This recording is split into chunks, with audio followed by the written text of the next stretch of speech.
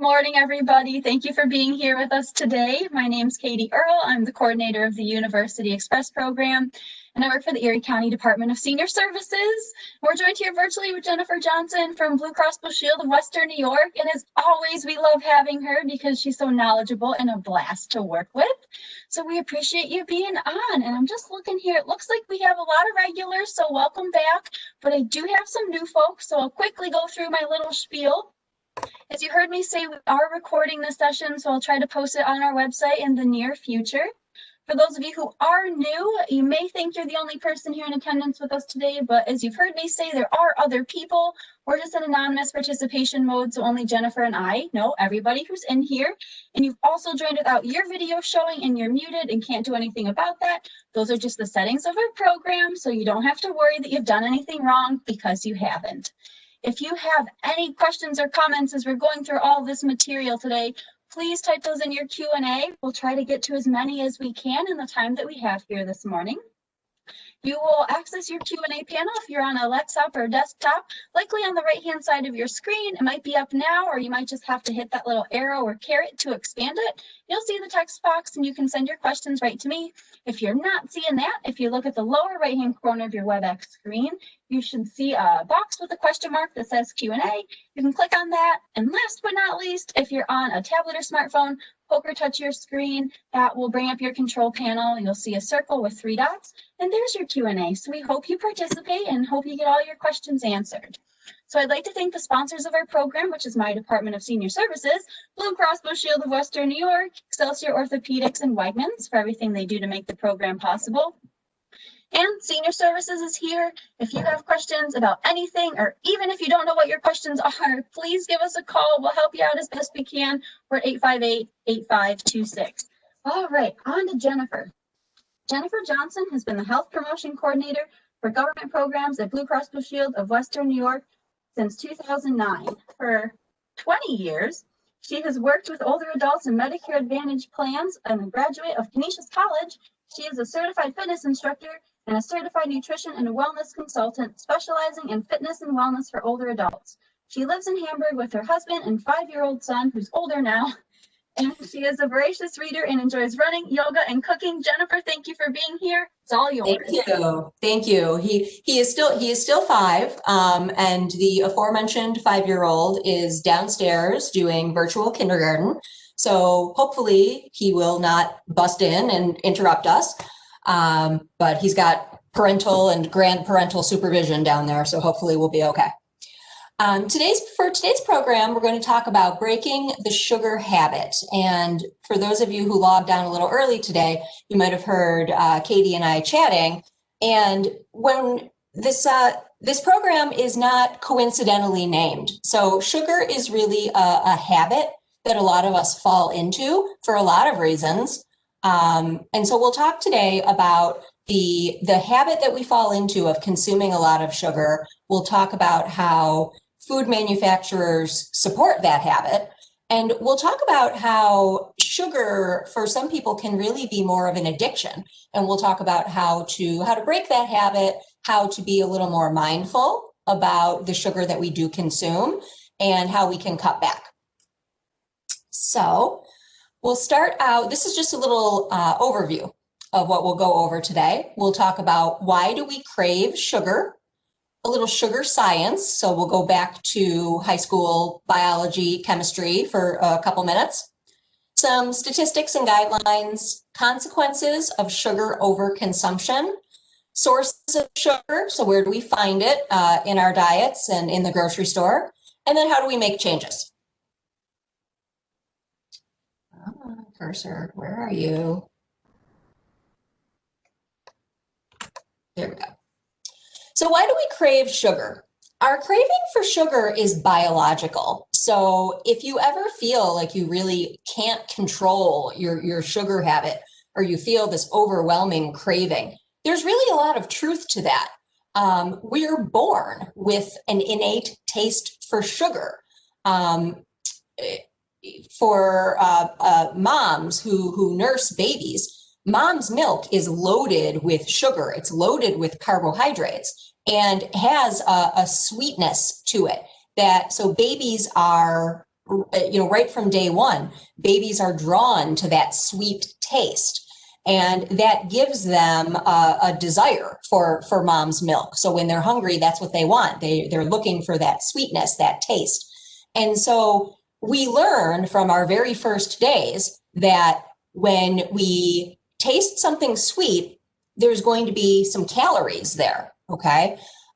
Everything in nature that has a sweet taste comes with calories. Fruit, honey,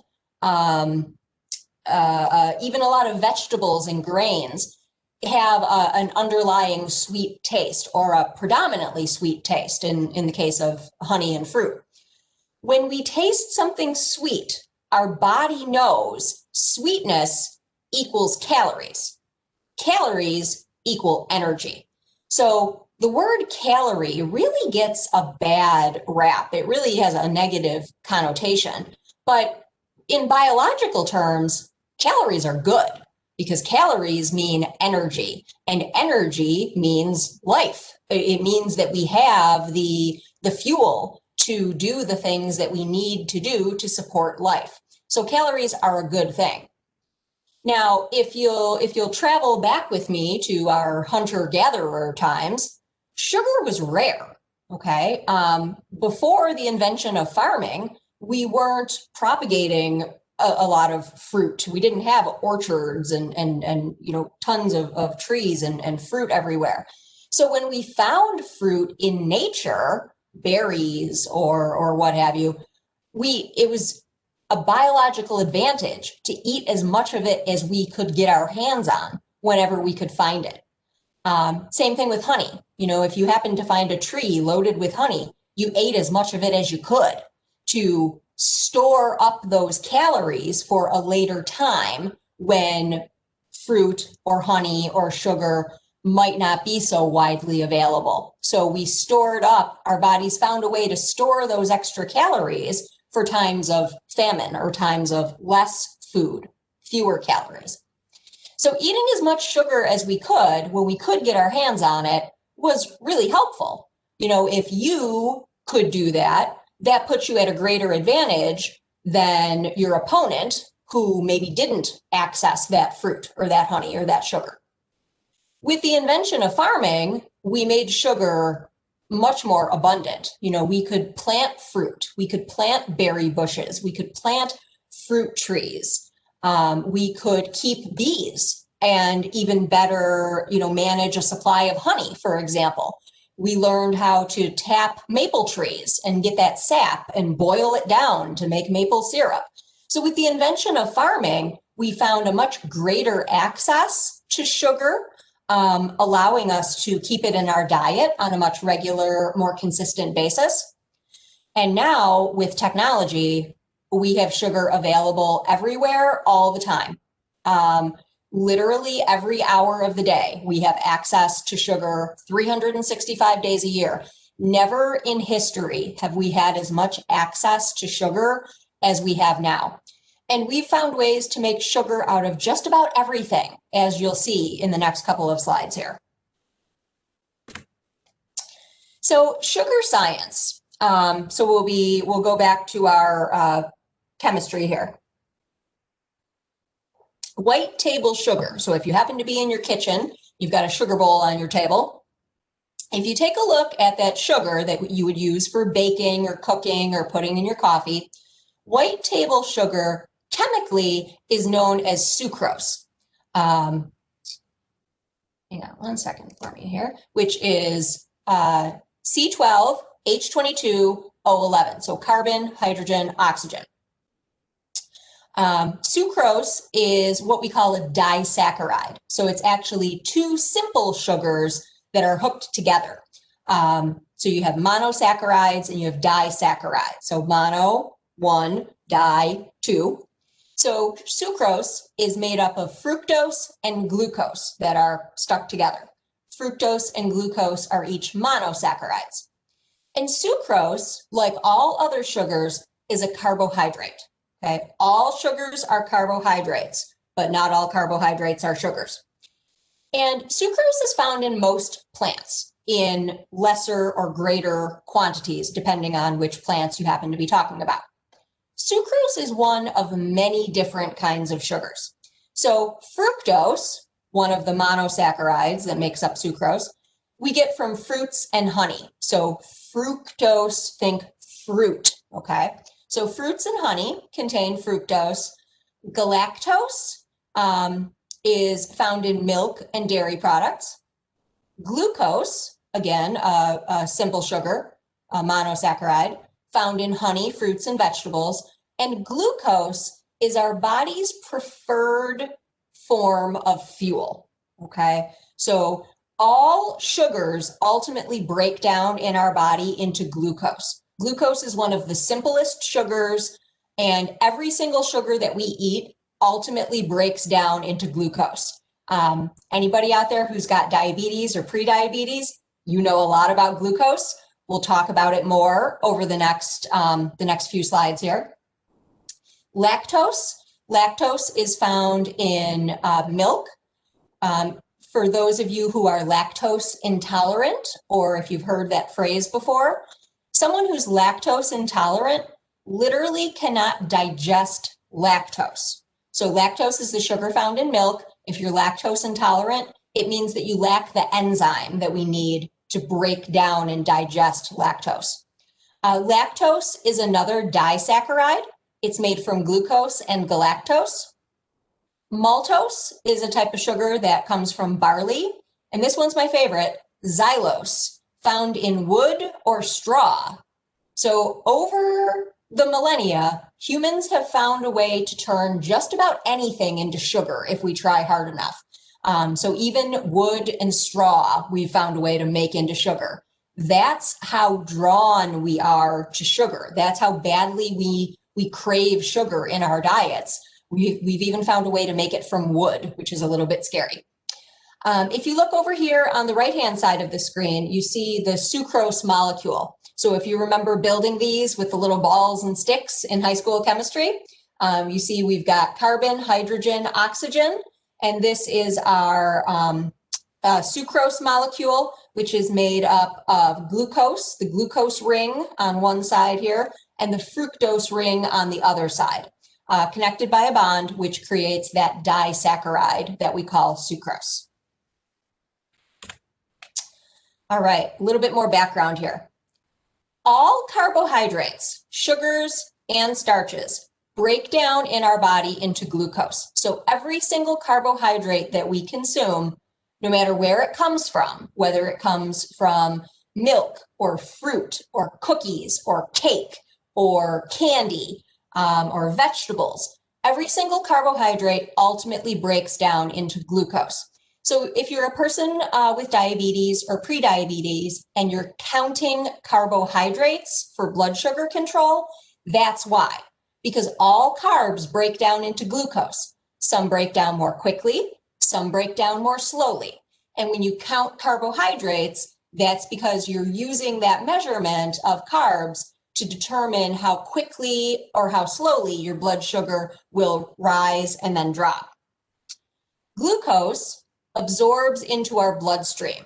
So when that glucose absorbs into our bloodstream, that's what we call our blood sugar, okay? Our blood sugar levels, our blood glucose levels. If you're testing, if you're doing a finger stick every day, that's what you're checking. How much glucose is in my bloodstream right now at this minute? So glucose absorbs into our bloodstream, and we don't want glucose there, okay? That's not a good place for it. We want glucose to get into our cells, where our cells can use it for energy. Glucose is our body's preferred fuel source. So we want that glucose to get into our cells where the body can use it for energy. Well, the only way it can get into our cells where it's useful is through insulin. So insulin is a hormone that our body produces, and insulin acts as a key that unlocks the doors of our cells and lets that glucose inside. When we don't have enough insulin, so in the case of somebody with diabetes, when we don't have enough insulin, we can't unlock the door. So that glucose can't get into the cells. Instead, it stays in the bloodstream, and in the bloodstream, over time, it causes problems. It causes complications. It causes problems with our eyes, our kidneys, our vascular system. So we don't want that glucose in the bloodstream. We want it in the cells. So that's why for people who have diabetes, especially as it becomes as it advances, people give themselves injections of insulin, and that insulin unlocks the cells, lets the glucose inside. If we eat more carbohydrates than we need at a meal, our body stores the excess energy as fat to be used later on. That's a pretty complicated sentence, so I want to dive into that a little bit. So when we consume food, our body breaks it down. All the carbohydrates get broken down into glucose. If we eat more energy, calories, than we need at a meal, our body stores it to be used later on. So just like those hunter-gatherers who found a tree full of honey, they ate as much of it as they could, and what their body didn't need right now, right that minute for calories, the body stored to be used later on at a time when maybe sources of calories were hard to come by. And that storage unit for calories is what we call fat. Okay? Our body stores those calories as fat later on to be drawn from, like a bank account. Okay? You put those calories away for a rainy day, and then you draw from those calories later on for energy. Another job that insulin is also in charge of, insulin is also in charge of another hormone called leptin. And the job of leptin is to tell our brains when we've had enough to eat. So to tell our brains when we're full. So for those of us who struggle with insulin, maybe our bodies don't produce enough insulin, that also means that we might have trouble with leptin, meaning our bodies may not always know when we've had enough to eat. So that can be a problem in terms of weight control, weight management, and ultimately obesity. So sugar is linked in many ways to lots of different hormones in our bodies and the way our bodies collect and store energy in the form of calories and fat. That's a lot of information. So we'll dive in here and there a little bit more on some of this.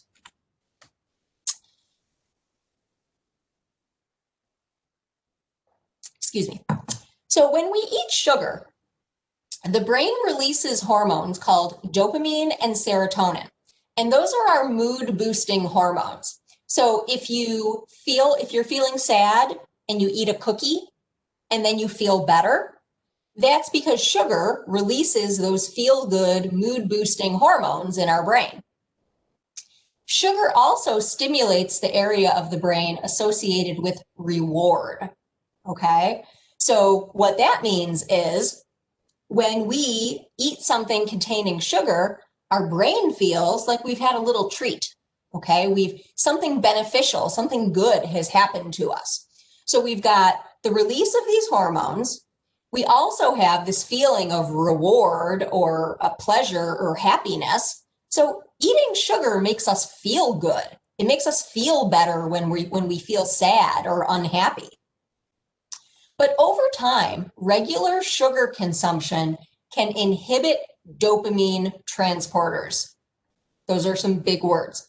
So what that means is when we regularly eat sugar, over time, that can kind of mess up the parts of our brain that carry dopamine.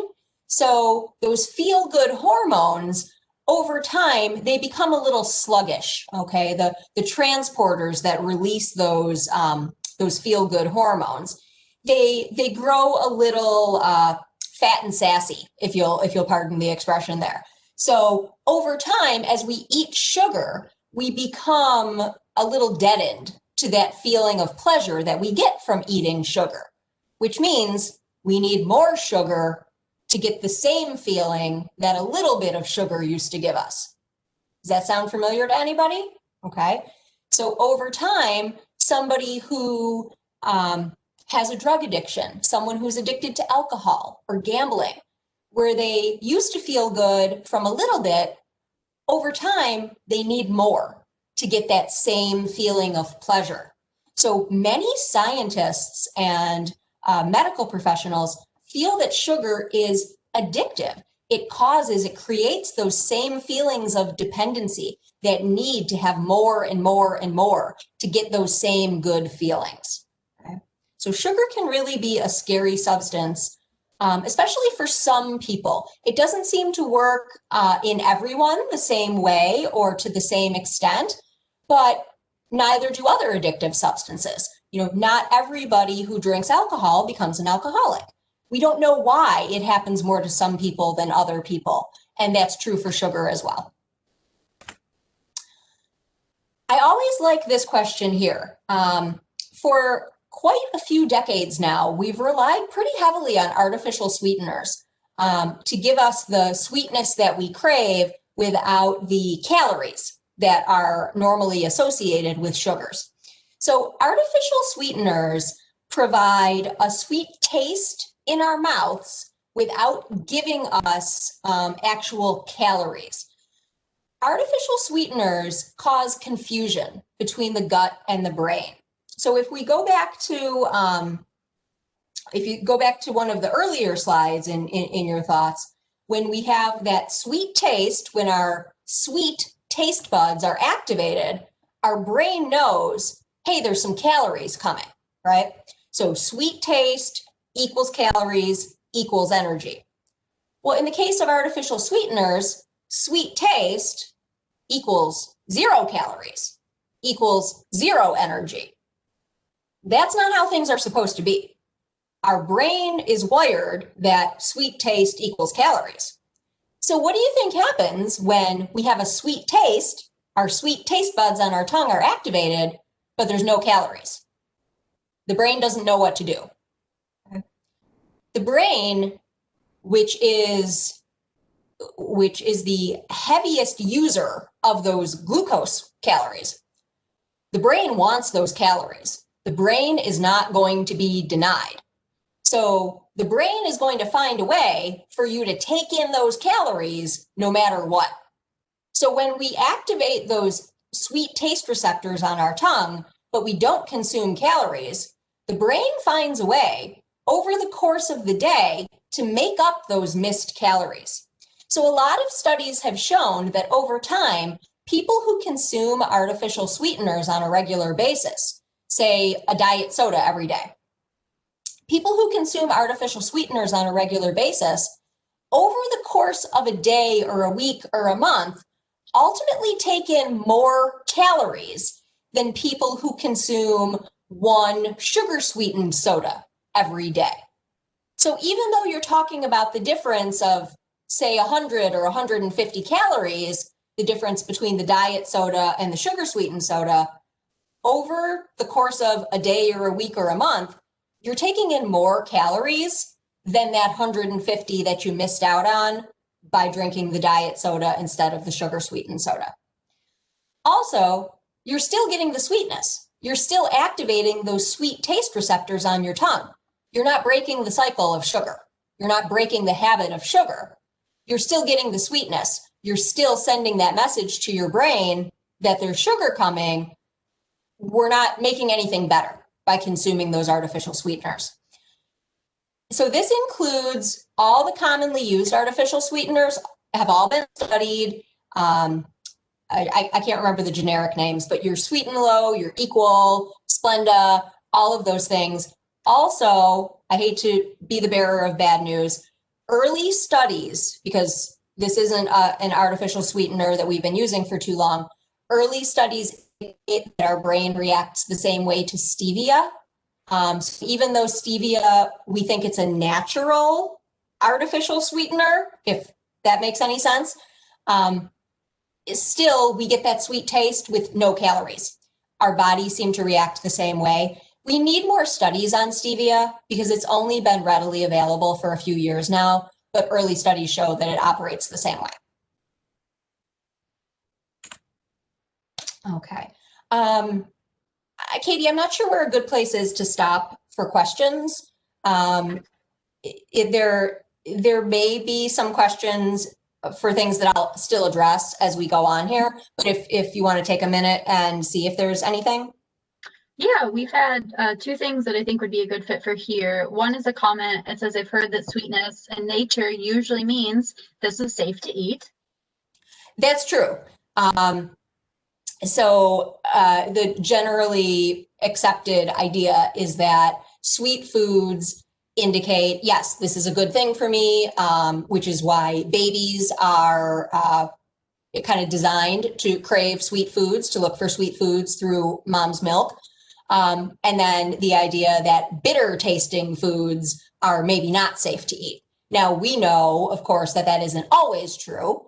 There are plenty of foods out there with bittery tastes that are perfectly safe for us to eat, like a lot of leafy greens have an underlying bitter taste, very good and healthy for us to eat. But in general, it's a pretty good rule.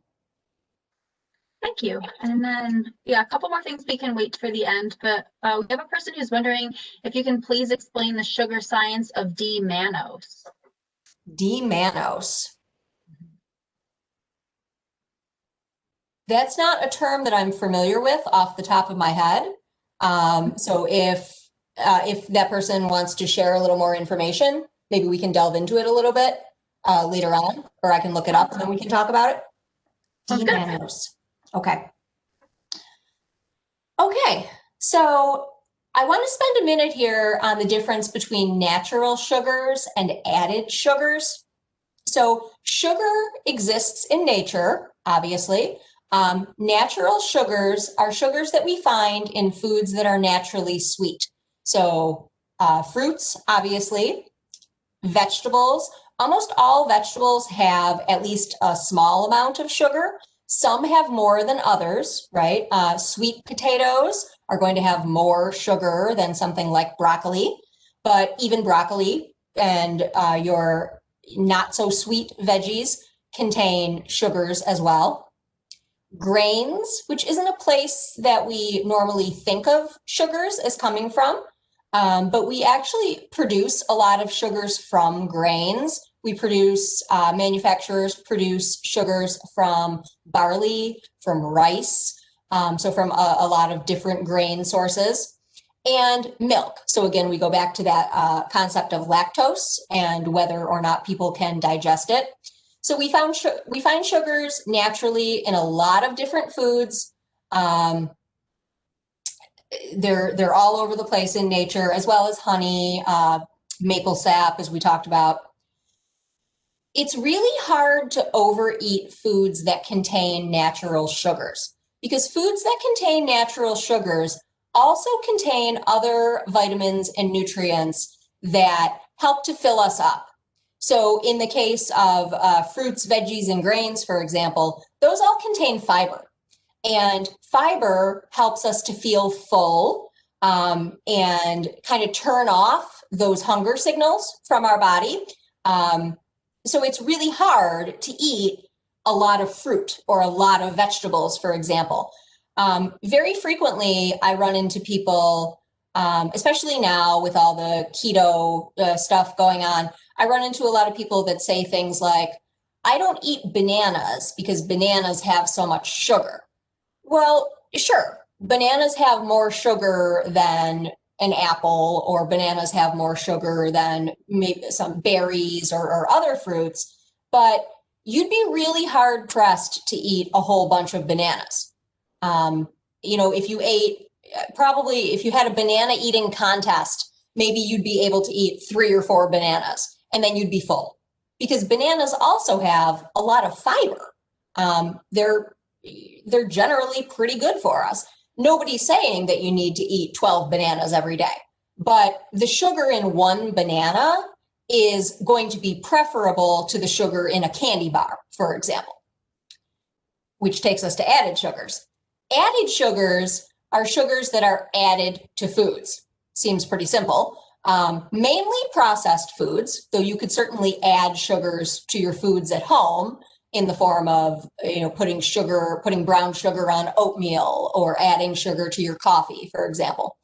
But in general, when we talk about added sugars, we mean sugars that manufacturers add to food. So mostly processed foods. It's really easy to overeat foods that are high in added sugars, because for processed foods, not only are there sugars added to those processed foods, but there's usually nutrients removed. So if you think of something like a sugary breakfast cereal, not only has sugar been added to it, but nutrients in the form of B vitamins and fiber have been removed from the grains that the cereal is made from. So you've had the processing of the grains that takes place, stripping away the fiber dense parts of those grains, and then adding sugar on top of it. So it's really easy to overeat foods that are high in added sugars because there's no fiber to fill you up. So to give you an example here, a really common source of added sugars in the American diet is soda or pop, whatever you call it. One 12-ounce can of soda, so not the big plastic bottle, but your regular 12-ounce can of soda like you'd buy in a six-pack. A 12-ounce can of soda contains the same amount of sugar as 1 orange, 16 strawberries, and 2 plums. Now, if you ate an orange, 16 strawberries, and 2 plums, you'd be pretty full. Okay, that would be about, I would say about 12 or 13 grams of fiber. That's half your fiber allowance for the day. If you drank a 12-ounce can of soda, 0 fiber. You'd be full for a little bit because of the carbonation, but then you'd be hungry. You didn't provide your body with any fiber or protein or nutrients. So it's really easy to overconsume foods that are high in added sugars. It's really hard to overconsume foods that are rich in natural sugars. Some statistics and guidelines here. Most Americans consume about 57 pounds of added sugars every year. Added sugars only. And that doesn't count the sugars that come from natural sources like fruits, veggies, milk. So for most of us, that's roughly 17 teaspoons per day. And teaspoons, I mean literally baking teaspoons. If you imagined measuring out 17 teaspoons of sugar, that's about what most of us consume every day. The American Heart Association has guidelines for how much added sugar we should be consuming. They recommend no more than 6 teaspoons of sugar every day for women, 9 teaspoons of added sugar a day for men, and 3 to 6 teaspoons of added sugar a day for children. Now, why is there such a difference there? Because it depends on how many calories you need every day. So normally women need fewer calories a day than men. Men usually tend to be taller, bigger, weigh more, and therefore need more calories every day to maintain their body weight. Obviously, that isn't true across the board. Your activity level has to be taken into account. Pregnant women need additional calories every day. Sorry, I should say pregnant and nursing women need additional calories every day. So it really is going to depend on lots of different factors. But if we're trying to draw a line in the sand somewhere, usually women need fewer calories every day than men. And then usually children need fewer calories than adults of either gender. So 6 teaspoons a day for women, 9 teaspoons a day for men, 3 to 6 for kids. Long-term overconsumption of added sugars, we know, leads to so many different medical conditions. Things like metabolic syndrome, heart disease, diabetes, even some types of cancers. We're going to go through some of these on the next slides there. Sugar overconsumption. Lots of different health conditions that we know can come from this. Sugar overconsumption increases our risk for something called metabolic syndrome. And I like to spend a few minutes here because A lot of people now have heard of metabolic syndrome, but some people are still unfamiliar with that term. Metabolic syndrome affects about 56 million Americans. Lots of people don't know that they have it, or it's not something that they've had a formal diagnosis for. But metabolic syndrome is a cluster of conditions that appear around the same time, sometimes all at once, sometimes one right after the other, and consist of these different factors here. Having a large waist size. So you've probably heard that carrying extra fat around your belly is not a good thing. So if you were to measure your waist at your belly button, okay, that's where, for medical purposes, we consider a person's waist to be. If you measured your waist with a tape measure around your belly button, having a waist size of greater than 35 inches for women and greater than 40 inches for men is a factor for metabolic syndrome. Having high triglyceride levels, 150 or higher, or using cholesterol medication like a statin, which can bring down your cholesterol and triglyceride levels, but is doing so sort of artificially. Having a high total cholesterol level, or having HDL levels that are low. Remember, HDL is the good cholesterol. We want it to be as high as possible. So having an HDL under 50 for women and under 40 for men. Having high blood pressure, which is now considered to be 135 over 85, used to be 140 over 90. The American Heart Association lowered those guidelines back in 2017. So 135 over 85. And having high blood sugar of 100 or higher, okay? And that's fasting blood sugar. So all of these conditions occurring together form a condition that we call metabolic syndrome.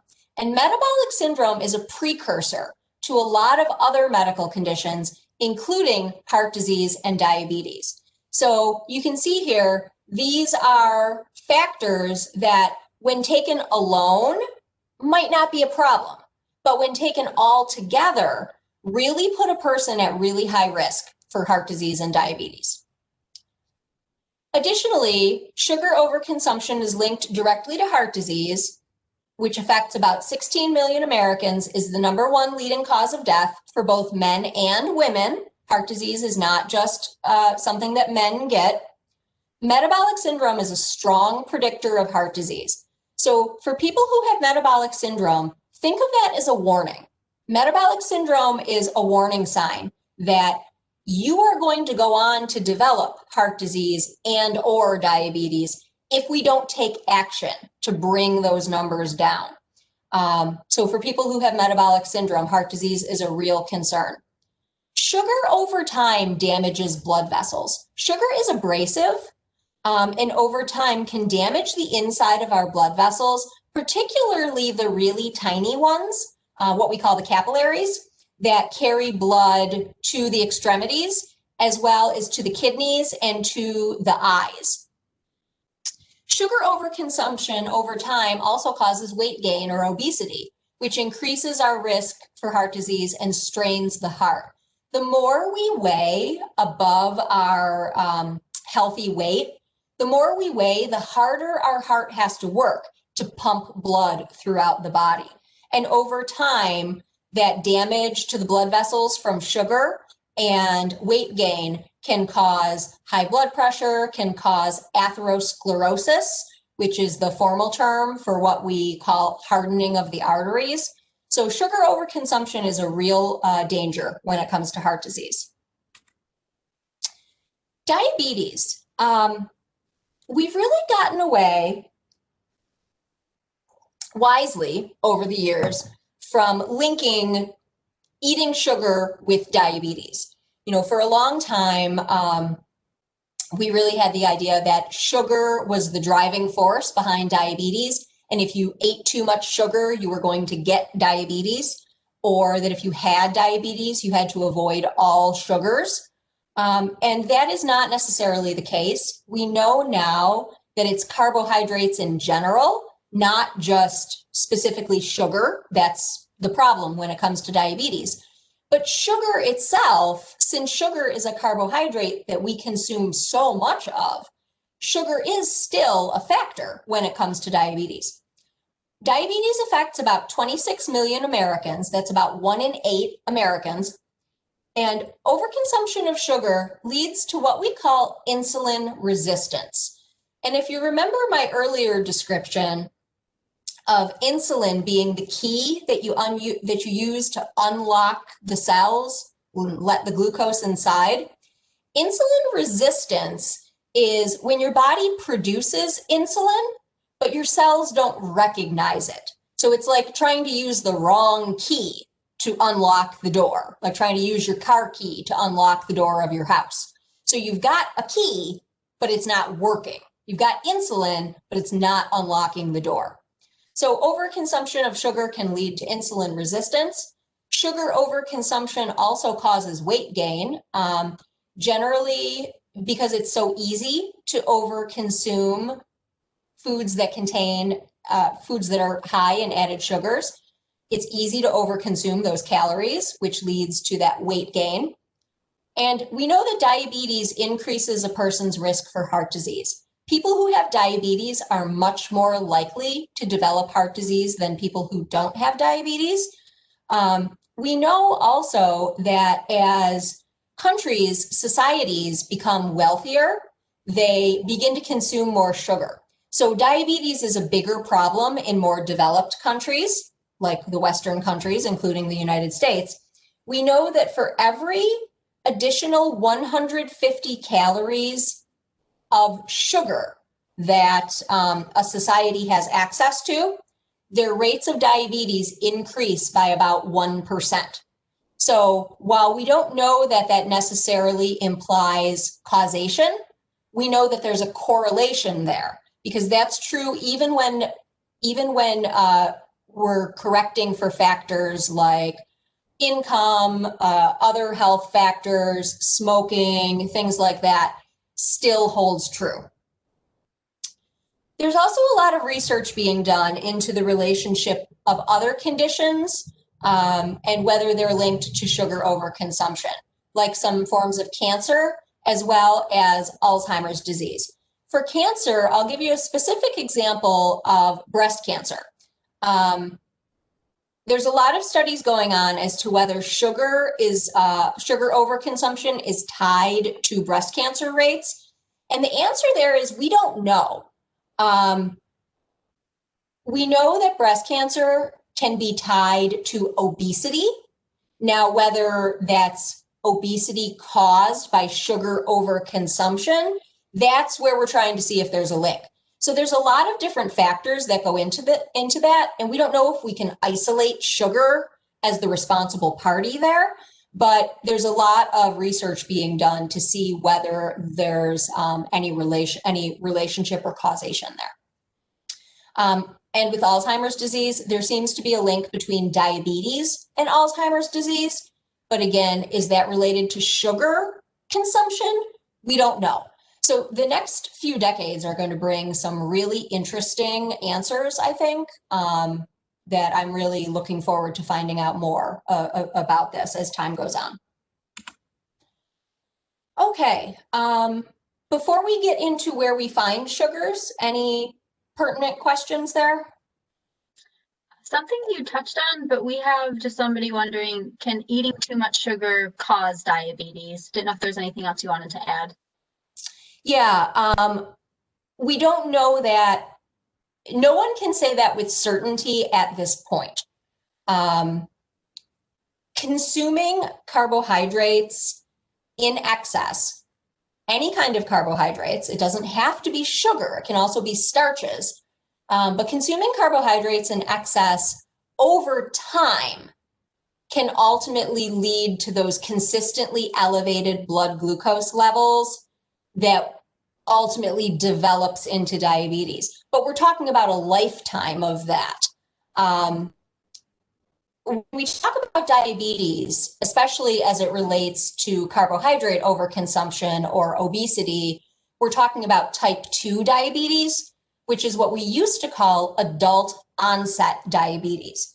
And the reason why it was called adult onset diabetes was because doctors didn't see it in patients that were younger than at least 40 or 50 years old.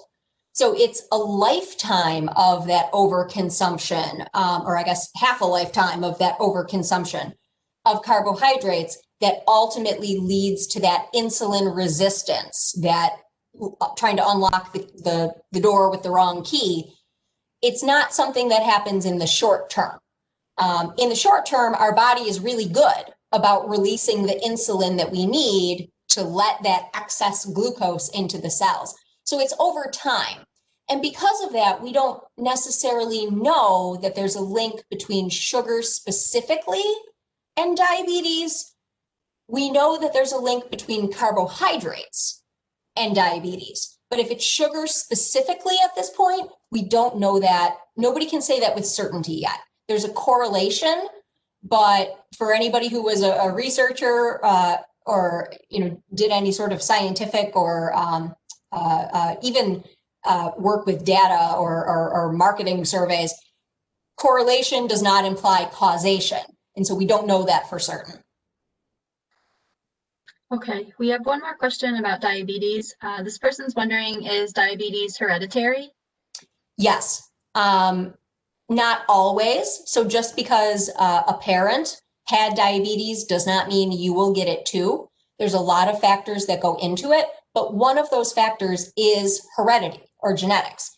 So if you have a parent, a sibling, even a child with diabetes, your risk is greater. But for diabetes, especially type 2 diabetes, it's really more about our choices. It's more about our lifestyle than it is about heredity. Heredity is just one factor to take into account. Okay, thanks, Jennifer. We have a bunch more, but we can save them for the end. You may cover some stuff. Okay. Let's talk a little bit about sources of added sugars. So where are we going to find these when we're in the grocery store, and what should we be looking for? Sugar is added to 74% of packaged foods. That is a colossal number. Certainly sweet foods where you can taste the sweetness, but also savory foods. And that's what really gets us into trouble, because manufacturers add sugar to so many different processed foods. And if something doesn't taste sweet, you might not necessarily go looking for sugar on the label, but you're still consuming it, whether or not you know it's there. So expected sources of sugar, certainly soda or pop, that's going to be the #1 source of added sugar in the American diet. So if you don't drink soda, you're way ahead of the curve, because that's where a lot of us get our added sugars from. But also energy drinks. So if you don't drink pop, but you drink Gatorade, well, there's going to be a lot of sugar there too. Also things like your Red Bull, those sorts of things. Coffee and tea drinks, so iced tea powders, coffee drinks like your espresso, or not espressos, but your lattes and cappuccinos that you get at Starbucks or Spot Coffee or places like that. Flavored milk, including soy milk, including almond milk, including rice milk or oat milk or whatever kind of milk you're drinking. If it's got flavor added to it, it's got sugar added to it. And that includes, if you're drinking dairy milk, that includes chocolate milk, that includes strawberry milk, whatever it is. Cookies, ice cream, candy, cakes, other desserts, anything that tastes sweet is probably going to have sugar added to it. Unexpected sources of added sugars. And this is what really gets us into trouble, right? Because if it tastes sweet, we know there's probably sugar there. If it doesn't taste sweet, we don't necessarily know. Some big sources include things like frozen dinners, including your healthy versions. So your healthy choice, your lean cuisine, those are going to have added sugars. And this is a really sneaky one, because very commonly, the source of sugar that we find in frozen dinners is the product that we call high fructose corn syrup. And today, we're not going to debate the merits of high fructose corn syrup. As for our purposes today, it's just another added sugar. But high fructose corn syrup, in terms of frozen dinners, it's not there for sweetness. It's not there for flavor. High fructose corn syrup is added to frozen foods because it helps prevent freezer burn. So it has nothing to do with flavor or taste. It's all about texture. It's all about preserving the product, but it's still sugar. It's still adding calories that you're consuming when you consume those frozen dinners. Soup is a huge source. Canned soup or boxed soup is a big source of sugars, and it doesn't have to be sweeter soups like butternut squash soup or even tomato soup, although those have sugar. Things like chicken soup, chicken noodle soup, vegetable soups contain sugar. Crackers, breads, salad dressings are a huge source of added sugar. Spaghetti sauce, okay? If you make your own spaghetti sauce at home, you maybe add a pinch of sugar to counteract the acidity of the tomatoes. The spaghetti sauce manufacturers, they add way more than a pinch. Condiments, ketchup is huge. Things like Miracle Whip, barbecue sauce, all loaded. Mustard isn't too bad unless it's like a honey mustard. Yogurt, if you've ever attended any nutrition class that I've ever taught, I've probably talked about yogurt. It's my particular pet peeve in the nutrition world. Sugar that's flavored, meaning not plain yogurt, sugar that's flavored has added sugar, usually a lot. So just be very careful with yogurt. Same is true for instant oatmeal. If it's flavored, it's got sugar. Cereals of all kinds, not just the sugary cereals marketed towards kids, but even the sugars even the cereals that are more marketed towards adults. You know, think about your Raisin Bran and cereals like that, still a lot of sugar. And granola bars, which are really just candy bars in fancy wrappers. They have so much sugar. So it's really important to read your food labels, which we'll talk about in a minute, and being very cautious with these foods. This is the new food label. So if you're a food label reader, you've noticed over the last few years that the food labels have changed. And the biggest change to the food labels is the addition of added sugars. So if you look down where this arrow is pointing, you can see there's a category, sugars, which has always been there on the food label. And then there's a subheading underneath it, added sugars. So if this were, for example, yogurt, okay, if you were looking at a plain yogurt, for example, a little 6-ounce carton or 5.5-ounce carton of plain unflavored yogurt, your sugars would probably say something like 8 grams, all right? And that's because there's natural sugar in plain yogurt in the form of lactose, okay? Because yogurt comes from milk. So plain yogurt would have 8 to 10 grams of sugar. The added sugars underneath would say 0, okay? However, if you were looking at the same carton of a strawberry flavored yogurt, it might say 20 grams of sugar. So it would say 20 grams of sugar, and then underneath the added sugars might be 12 grams, because some of those sugars would be natural, the 8 grams you would have had in the plain yogurt from lactose, and then 12 grams would be added, meaning the manufacturer added that sugar for flavor, for texture, whatever the purpose is. So there's sugars, added sugars. You don't have to add the two lines together. Think of the category of sugars as being total sugars, and then added sugars is how much of that was added.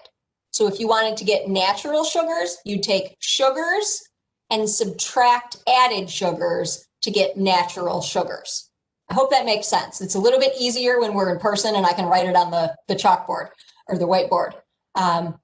So added sugars is what you want to look at. So if you were in the grocery store holding a Dannon strawberry yogurt and a Yoplait strawberry yogurt, you'd want to look at the added sugars on both and pick the one that had the smaller amount of added sugars, because the natural sugars should be pretty much the same.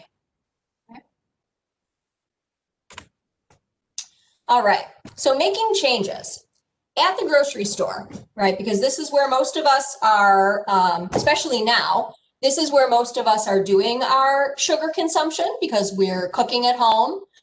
Maybe you're doing takeout, and we'll talk about that in a minute. But at the grocery store, read your labels. And it really doesn't matter what type of nutrition category we're talking about. Today it happens to be sugar, but it could be sodium or fat, whatever. Read your labels. It's so important to look at those labels and know what you're putting into your body. And in this case, choose products with the smallest amounts of added sugars.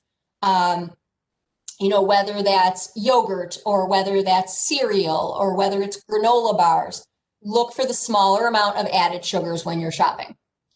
Make a shopping list and stick to it. Honestly, I have not gone grocery shopping since the pandemic started. I've been using Instacart, and for me, it's fantastic because I only get what's on my list. You know, there's not those impulse buys that you have in the grocery store. So for me, actually, it's been fantastic. But make your shopping list and stick to it. Don't go shopping when you're hungry. That's never a good idea because everything looks tasty. But make your shopping list and stick to it. Avoid products with sugar listed as the first ingredient. Most people know how the ingredients list works. The first ingredient listed is the largest by weight. So if sugar is the first ingredient, that means that your food product contains more sugar than anything else. Also, look at the ingredients list. If you see several sugar words in the ingredients list, there's a lot of sugar, okay? So if you're looking at granola bars, for example, maybe the first ingredient is oats, but the second ingredient maybe is honey, and the fourth ingredient is brown sugar, and the seventh ingredient is maple syrup, and the ninth ingredient is brown rice syrup. Those are all sugar words. So whenever you see the word syrup, whenever you see the word sugar, whenever you see a word that ends in OSE, okay, like our sucrose, fructose, glucose, lactose, words that end in OSE mean sugar. So look for those sugar words in your ingredients list. If there's more than one or two, that product has a lot of sugar. Choose unflavored or plain yogurt, oatmeal, and iced tea. Those are some pretty big sources of sugar, particularly in the diets of people who are trying to eat healthfully. You know, we know that yogurt is good for us. We know that oatmeal is good for us. But when we buy those things pre-flavored, that also means pre-sugared. So manufacturers have already had a chance to add sugar to those. Buy the plain varieties. You can add your own sugar. Nobody's saying you can't add a teaspoon of brown sugar to your oatmeal. That's okay. But don't let the food manufacturers do it for you, because in general, they will add more sugar than you would have. So buy plain yogurt and add fruit to it, or even a spoonful of jam. Jam is okay. Just make sure, start out with a little bit. You can always add more if you want to. At home, keep sugary foods out of the house. This is a really difficult time of year for that, especially because we can't be together physically. A lot of people are going to take that opportunity to drop off cookies, to bring by, sweet treats for the holidays. Try to keep those foods out of the house. It's really difficult, but try to do your best. Choose fruit to satisfy a craving. If you want a sweet treat after dinner, have an apple, have a piece of fruit. After you've had that piece of fruit, if you still need something else, then have it. Then have a cookie, have a piece of chocolate. That's okay. But if you have the apple or the pear first, you might have one piece of chocolate instead of 5. And the fruit is going to give you some beneficial nutrients as well. Portion out sweet foods and freeze. This is what Katie and I were talking about at the beginning of today's program. If you've got a pan of brownies, for example, take those brownies, wrap them up individually in aluminum foil, put them in a freezer bag, put them in the freezer. Then, when you want one, you have to take it out of the freezer, unwrap the foil, wait for it to defrost, or you've got to put it in the microwave. You're putting barriers between you and eating that food. And every once in a while, maybe you'll decide that it's more trouble than it's worth. Maybe most of the time you'll still eat it, but maybe 1 time out of 5, you'll decide that it's more trouble than it's worth. So putting those barriers between us and the sugar is what we're looking for. Eat breakfast, including protein and fat. Protein, fat, fiber equal fullness. They equal satiety. They make us feel full, like we've had something substantial. So every day, eat breakfast, even if it's something small, but make sure that you include protein and fat. Those help us feel full, faster, and longer, and they keep us from making bad choices. So for breakfast, something like whole grain toast with peanut butter. Okay, you've got protein, fat, and carbohydrates there. Even if you're not a big breakfast eater, a piece of fruit with maybe a string cheese is a good breakfast. A bowl of oatmeal with nuts, okay, protein and fat, all good stuff. Make small changes. If you put a teaspoon of sugar in your coffee every morning, tomorrow try 3/4 of a teaspoon. Okay? That difference, your brain will notice. Your brain will know that there is not a teaspoon of sugar in your coffee. But it's a small enough difference that your brain will probably be willing to accept it. And then over time, do it for a few weeks. Then once you get used to 3/4 of a teaspoon of sugar in your coffee, then maybe you switch to 1/2 a teaspoon. Gradually, over time, making changes. It takes time to retrain our palate. So in the same way that we say that some foods or drinks are an acquired taste, we also have to unacquire tastes. You know, you probably didn't like coffee the first time you drank it. It takes time for our taste buds to get used to it. It also takes time for our taste buds to get used to it in the opposite direction as well. Change your habits. Every night after dinner, if you reach for a cookie, okay? Yes, maybe you want the cookie, but probably it's also a habit. Oh, my brain knows after dinner, I get up, I go to the cupboard, I get a cookie. We have to change our habits. Instead, get up, go put on your boots, go outside and go for a walk. Or get up from the dinner table, walk over to the stove, turn on the tea kettle, make yourself a cup of tea. Change your habits. Our brain expects that when the same things happen all the time, that's the way it has to be. And that's what we call habit.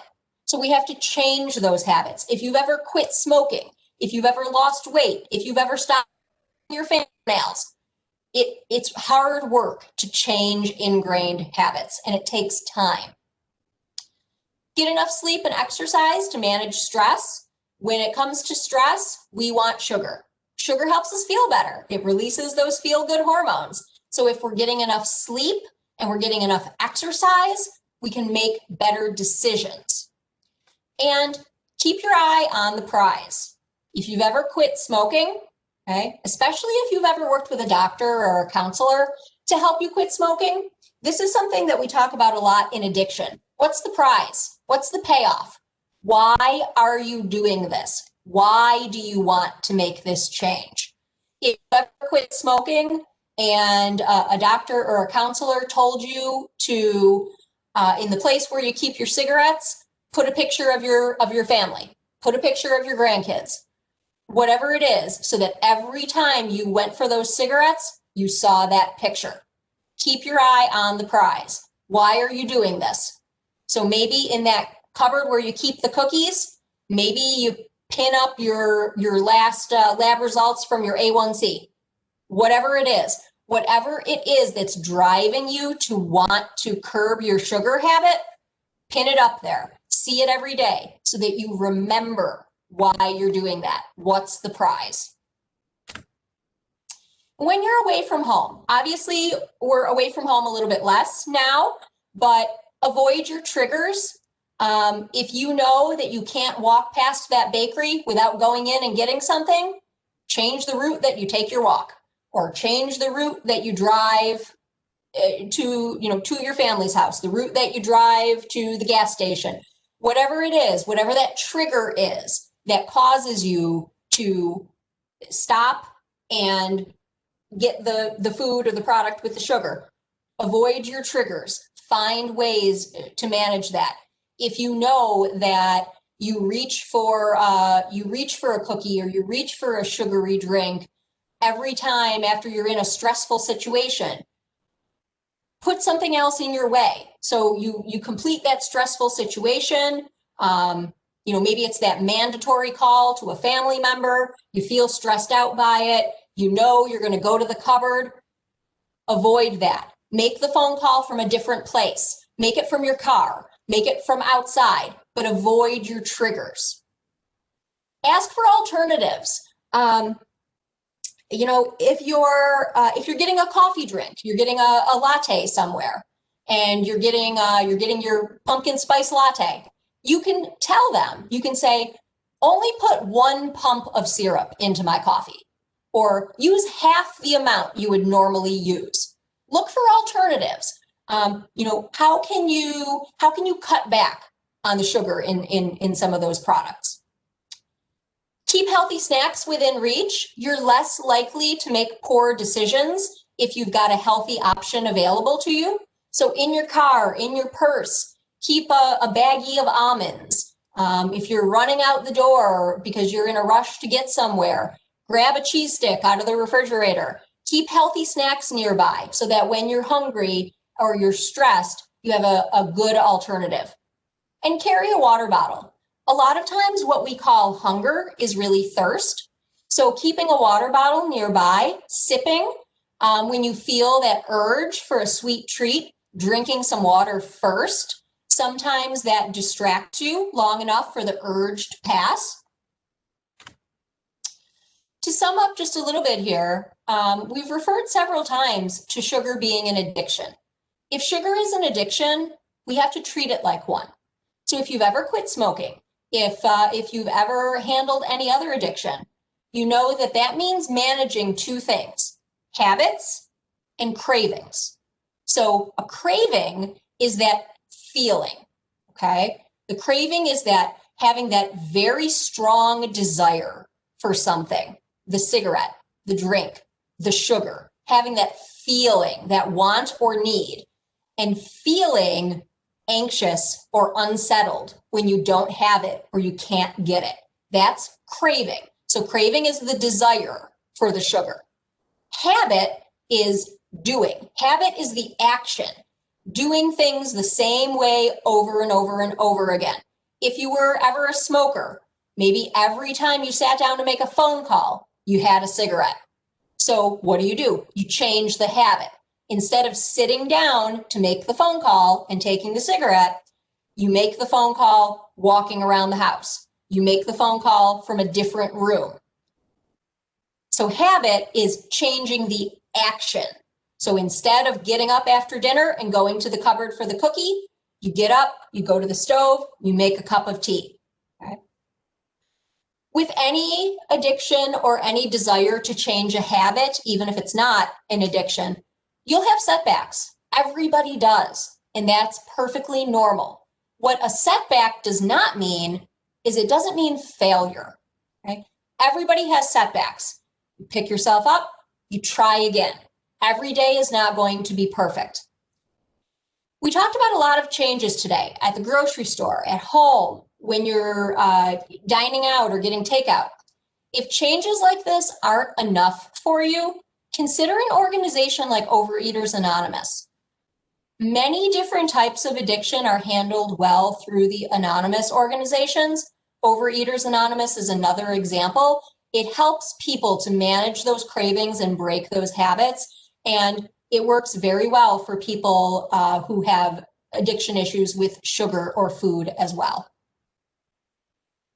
Questions? That's a lot of information. And then I think, Katie, would you prefer that I plugged my programs before or after questions? Let's plug them now. Okay. Two quick things I wanted to talk to you about before we move on to questions. A lot of you know that here at BlueCross BlueShield, we've worked with Silver Sneakers for a very long time. Most of you are probably familiar with that organization.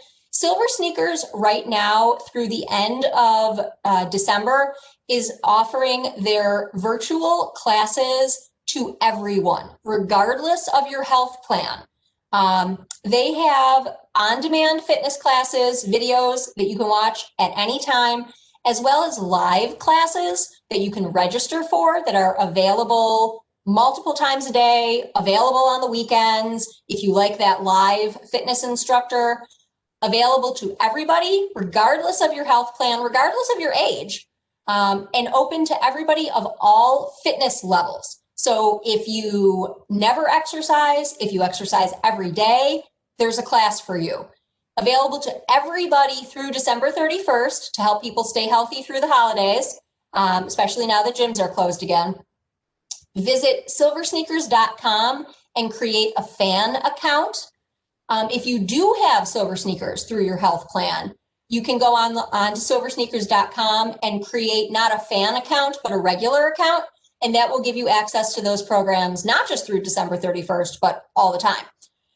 So silversneakers.com, create a fan account or just a regular account.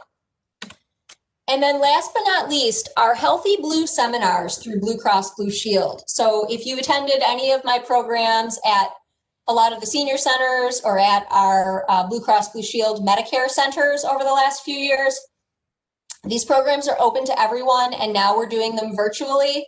So lots of programs are available through the rest of this month, and we'll be continuing into January.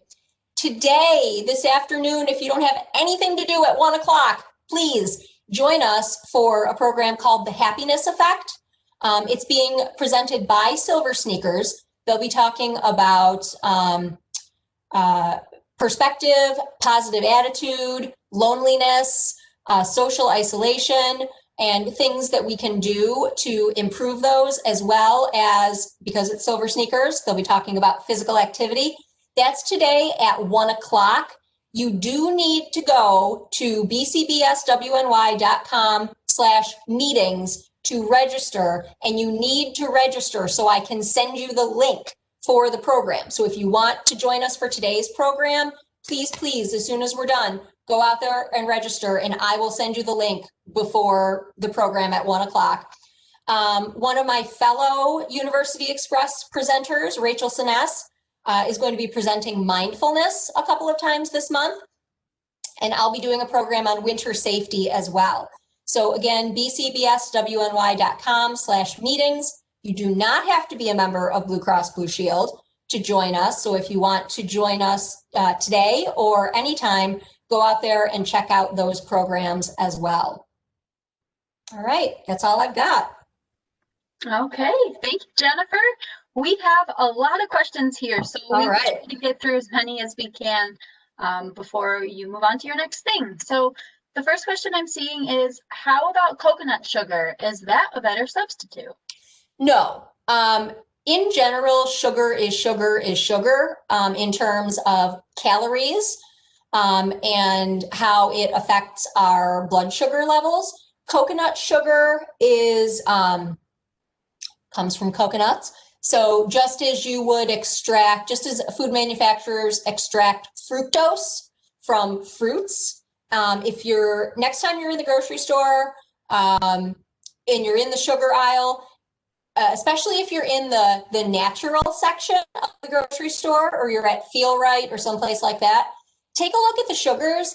You can get sugar, you can buy fructose that you can add, that you can bake with and that you can add to your foods at home.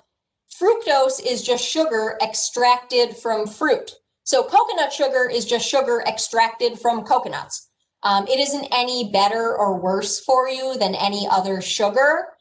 In some cases, people may feel that products like coconut sugar or even honey or maple syrup might be less processed than something like your white granulated sugar. That may be true. Granulated sugar is very highly processed. It's filtered, it's bleached to give it that pure white color. So something like coconut sugar may be less processed, but that doesn't necessarily mean it's better for you. The sugar aisle is expansive. There's a lot of different options there, but in general, sugar is sugar is sugar in terms of calories and the effect on our blood sugar levels. Thank you. I'm just trying to find, we had a question here. Somebody is wondering about vanilla flavoring and adding that to things. What are your thoughts on that?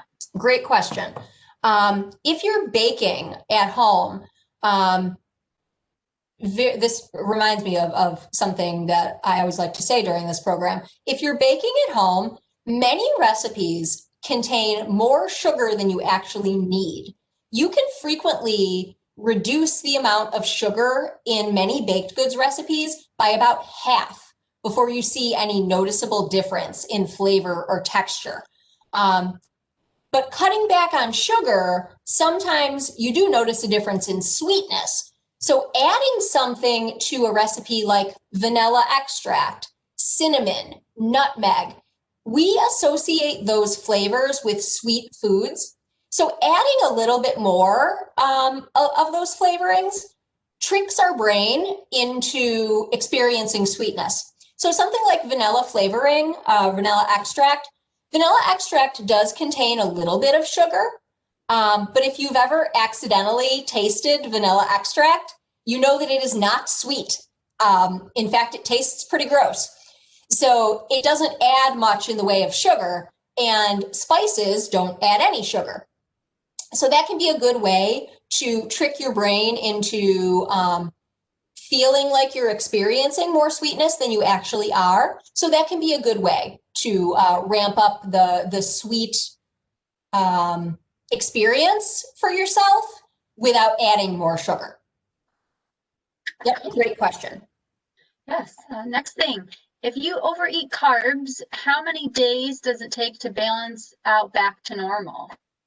Really good question.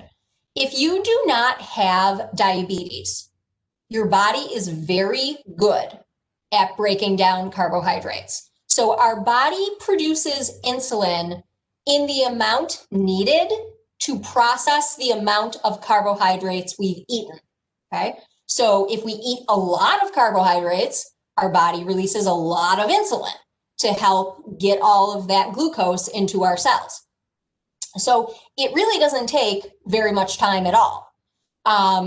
Anybody who's ever had the test that's called a glucose tolerance test, ladies, if you had children, you probably did this at some point. You drink a very sugary beverage and then you wait an hour or possibly as long as 3 hours. And then you have your blood drawn to see what your blood sugar level is. Because our body is really good at releasing the insulin to help get that glucose into the cells and out of our bloodstream. So the idea is that within that hour or that 3 hour period, your body has processed most of that glucose and gotten it out of your bloodstream. So it happens really quickly. In the case of somebody who has diabetes, the process is slower. It still happens fairly quickly in terms of hours. It doesn't take days, but it happens more slowly because the body isn't as efficient at producing and releasing that insulin to get that glucose into our cells. So but either way, it's still a pretty quick process. What happens with people who have diabetes is over time, that process gets slower and slower and slower until the insulin doesn't work so well anymore. I hope that answers that question. Oh, I think so. Thank you. We have a little over a handful of questions left. Is it okay if we continue? I just want to be mindful of your time. I'm fine if everybody else is fine. Okay. And folks, if you have to pop off, you can, and we're recording this. So next question is, what is better for you regarding yogurt? There's non-fat, low-fat, 2%, whole milk varieties. What's the best one? That depends. The recommendations from the USDA, which is what informs the dietary guidelines for Americans, which is what you see whenever you're looking at recommendations for what you should eat. That's where that all comes from, is from the dietary guidelines for Americans. Those always recommend that we choose low-fat or fat-free dairy products. And that's because some people, including children, get a lot of their fat from dairy products. So if you consume a lot of dairy products, if you drink a lot of milk, if you eat a lot of yogurt or cheese, you should be choosing low-fat or fat-free varieties, because that's more fat than we need in our diets. And over time, that can contribute to heart disease and obesity and other factors. However, if you are eating one yogurt a day and that's all the dairy you consume, and you want it to be full fat because it tastes better to you, there's no problem with that. The problem really only comes into play if you're consuming a lot of dairy products. If you like full fat, especially if you have trouble keeping weight on, there's nothing wrong with it, as long as you're kind of staying within your fat budget for the day. So it really depends on what your own calorie needs are. So that's a good question, but it's a very individualized question, because it really is going to depend on each individual's calorie needs and preferences. Okay, thank you. This question is referring back to your food label. So It says, confused, yogurt showed 37 grams of carbs. Why would that be good for you then? How many carbs are good per day? Okay, so this food label is just generic. I'm not sure what it's supposed to be for. But let's say, let's say you're looking at total carbs, and this is not yogurt, whatever this is. It's probably, judging from the fiber content, it's probably a grain of some kind, but let's pretend it's yogurt. So you've got 37 grams of carbs. Remember, all sugars are carbs, not all carbs are sugars. So 37 grams of carbs, 4 of those grams are fiber. Okay, fiber is also a carbohydrate. It just happens to be a carbohydrate that our body can't process. It passes through our body pretty much intact. So fiber does not contribute to our increases in blood sugar. So total carbs, 37, fiber, 4 grams, sugar, 1 gram. So the rest of the carbohydrates are coming from starch in this product, okay? If you have diabetes, you're probably looking at this product and going, whoa, I can only have 45 or 60 grams of carbs at a meal. This might be too much for me. And so that's why I say this is probably a grain, maybe a pasta or rice or quinoa or something like that. For those of us who don't have diabetes, it's really difficult to say how many carbs are too much, because it depends on your calorie needs. People who have diabetes who are counting carbohydrates for blood sugar control, that's going to depend on a lot of different factors as well. And you can't reach a determination on how many carbs you need at a meal without consulting your doctor, a registered dietitian, certified diabetes educator, because it depends on your height, your weight, your activity level, your blood sugar control. Are you trying to lose weight or gain weight? There's a lot of factors involved. Most people, though, clock in at about 45 carbs per meal. So this product here has 37 carbs.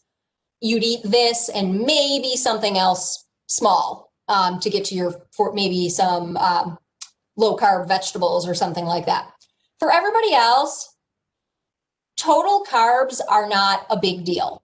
If you're counting carbohydrates for something like keto, that's a little bit outside of my area of expertise. Keto is, I know keto works for a lot of people, but I'm not exactly sure what the carbohydrate guidelines are for it, except I know that they're minimal. You're trying to minimize your carbohydrates for that. So I don't claim to have any expertise in that area. But if this were yogurt, you'd be looking at 37 grams of carbs total, 4 grams of fiber, 1 gram of sugars, 0 grams of added sugars. I'd go with, yes, this is a good product because you've got very little sugar, you've got lots of fiber, and the carbs, while 37 might seem high, it probably isn't, because if you're not counting carbs for diabetes control, 37 carbs is a drop in the bucket for the day. Most of us are looking at several hundred grams of carbs for a day's worth. Remembering that all carbohydrates break down into glucose, and glucose is our body's preferred fuel source. So carbohydrates are energy, and they're the energy that our body likes to use best. Especially if you're very active, you get a lot of exercise or you do a lot of physical work. We need carbs. We need carbs for energy. They're our body's easiest to access fuel. So carbs don't necessarily deserve the negative reputation that they get. Just if you have diabetes, you do need to be cautious about how many you're consuming at one time. I hope that was helpful. It's hard when you're not looking at a very specific food label where we could really dive into a particular product. Jennifer, I was actually thinking in my head that might be a really interesting class presentation, just dissecting a food label and what that might look like throughout the day. Definitely. Love to. All right, we'll put that in our back pocket. Yeah. Next thing I've got here is I gained 20 pounds from added medications a few years ago. How do I deal with this and lose the weight? Oh, medications are so difficult. If you're taking something like a steroid, it will make you gain weight. And unfortunately, there is very little to be done about it. You can certainly control your eating to the best of your ability, but sometimes the weight gain is independent of the eating. So some medications, different medications make you gain weight in different ways. Some medications make you gain weight because they make you hungrier, and so then you eat more. And you can control that to some extent.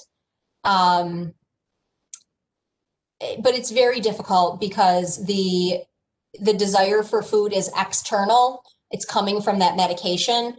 I would say if that is the case, not knowing exactly what the medication is, but something like prednisone, for example, which is a steroid, prednisone makes you hungrier. So you can, to some extent, control what you're eating. So looking for the same way you try to control weight gain in other ways, eating foods that are high, or eating foods that are higher in fiber to help keep you full, making sure that you're including protein and fat at every meal and snack, which is going to help, again, keep you full longer. And then when you're looking for snacks, trying to choose lower calorie options. So maybe,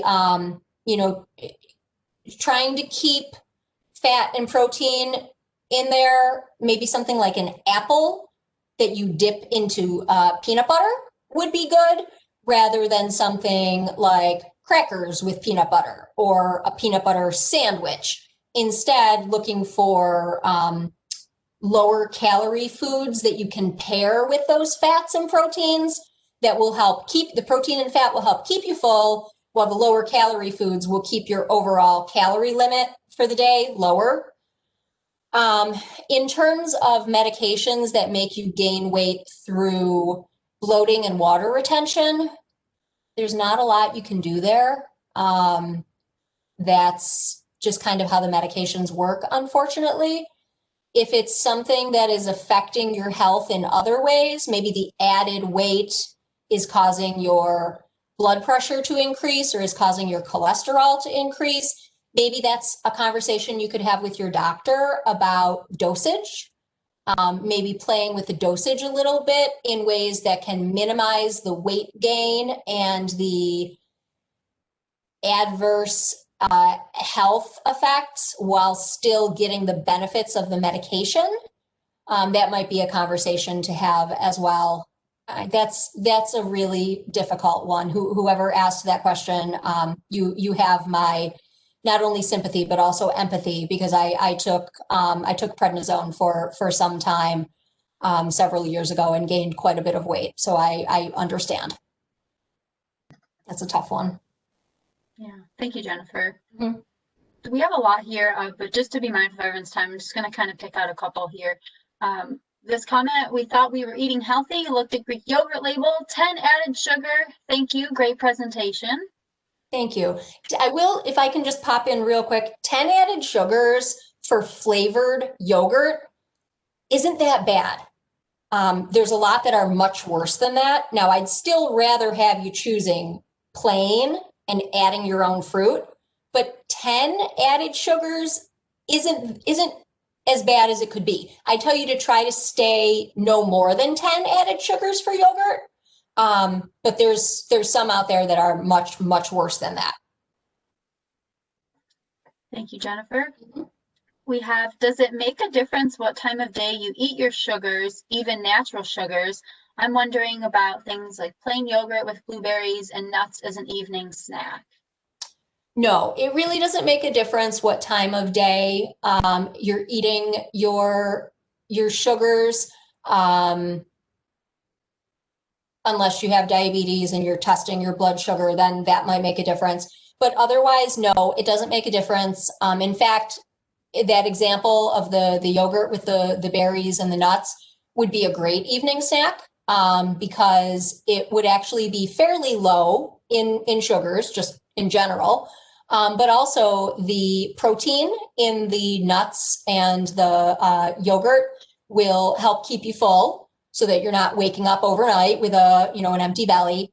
And there's some evidence that the protein, the protein and the fat in dairy products helps us sleep, which is why there's why something like warm milk is so commonly talked about at bedtime. So the protein and the fat can actually help us sleep a little better. So that's a great example. Thank you. Next question. Can you reverse the years of eating too much sugar by cutting back now? To some extent, yes.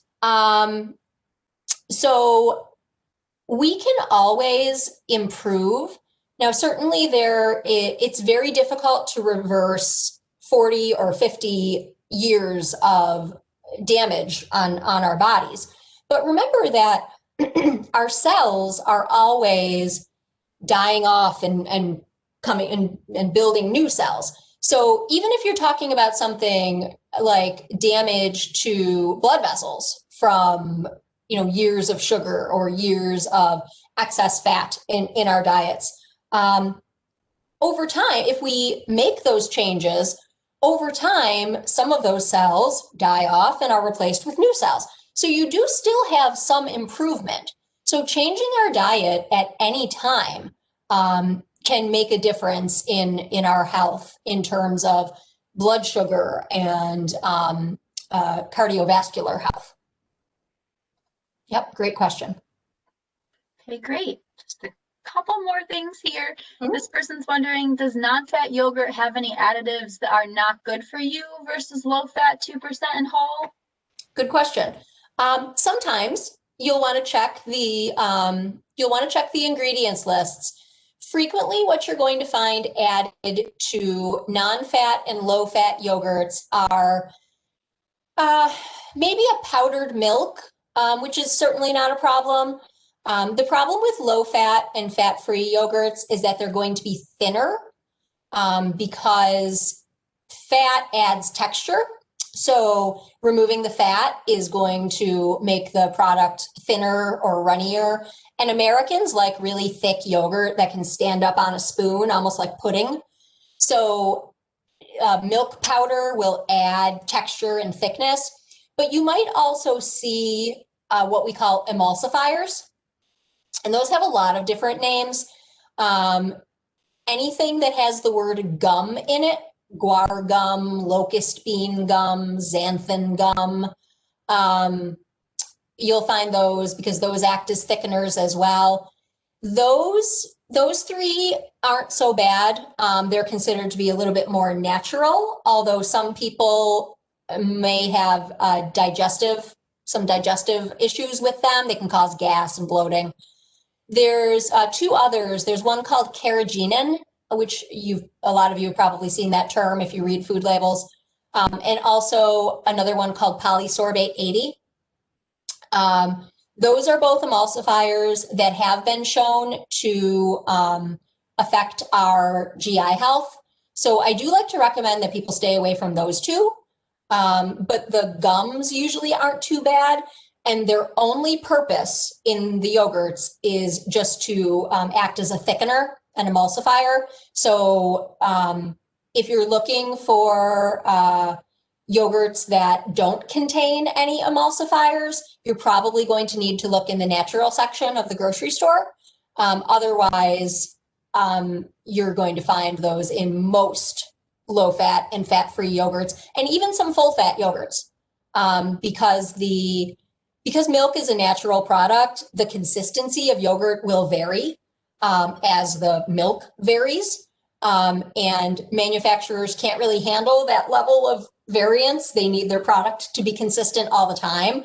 So they generally do add some emulsifiers to keep the product consistent. So if you're looking for something that doesn't contain any emulsifiers, look in the natural section or at a health food store. You'll have better luck. All right, thank you. Next thing is, now I'm confused. If I eat all the carbs, I may need reactivity level, etc. Isn't that setting me up for metabolic syndrome that you discussed earlier? So it depends on what carbs you're eating. And again, this could be another whole 90 minutes. When we're talking about carbs, there are better carbs and not so good carbs. So when we're talking about carbs, you're looking for your main sources to be those foods that we talked about that contain the natural sugars, fruits, veggies, grains, whole grains, and then your dairy products. So those are our good carbs. Fruits and veggies certainly should be the bulk of everybody's diet. Grains, you want to be choosing whole grains. So whole wheat bread, whole grain pasta, quinoa, barley, bulgur, oatmeal, those kinds of products. Because those carbohydrates break down very slowly in our bloodstream. They don't spike our blood sugar. So even for people who have diabetes who are counting carbohydrates, those are still what you want to be your main sources of carbohydrate, particularly non-starchy vegetables and whole grains, some fruit, some dairy products. Those of you without diabetes, we don't have to be so careful about the total carbs, but still your main sources should be those fruits, veggies, whole grains, dairy products. So it's the not so good carbs the soda, the candy, the cookies, the cakes, the baked goods, the white bread, the white pasta, the white rice, the sugary cereal. That's going to be the not so good carbs that are going to spike our blood sugar. And over time, it's those spikes and dips in our blood sugar that ultimately lead to type 2 diabetes. Okay, thanks, Jennifer. We could do a whole hour. I think we should. I'm just jotting all these ideas Yes. down. So on to the thank yous. We have thank you. This was so informative. Would love more classes with Jennifer. Do you teach a class on diabetes as far as reading food labels? No, I don't, but I think Rachel does, so that may be an option for the spring. Okay, awesome. I'll follow up with her. I know we had Darcy Hansen who did pre-diabetes, so maybe we could pair with one of your RDs. Yep. Okay, then we've got excellent presentation. Thank you. Thank you. Thank you, Jennifer. Fabulous as always. Learned so much. And thank you, Jennifer and Catherine. Great presentation. All right, and I love you both. Learning so much, no matter how much I know, I always learn more. And that is our goal. So, Jennifer, you're awesome. We appreciate you. And everybody who's on, thank you for your time. And we will see you next time. Send me any emails of topics that you want to see, even things that we talked to today. That just further solidifies us trying to do that. And everyone take care and stay warm and stay safe. Yes, thank you, everybody. And if you want to join us today, please go register, and I'll send out the link in about an hour. Okay? Thank you. Perfect. Bye.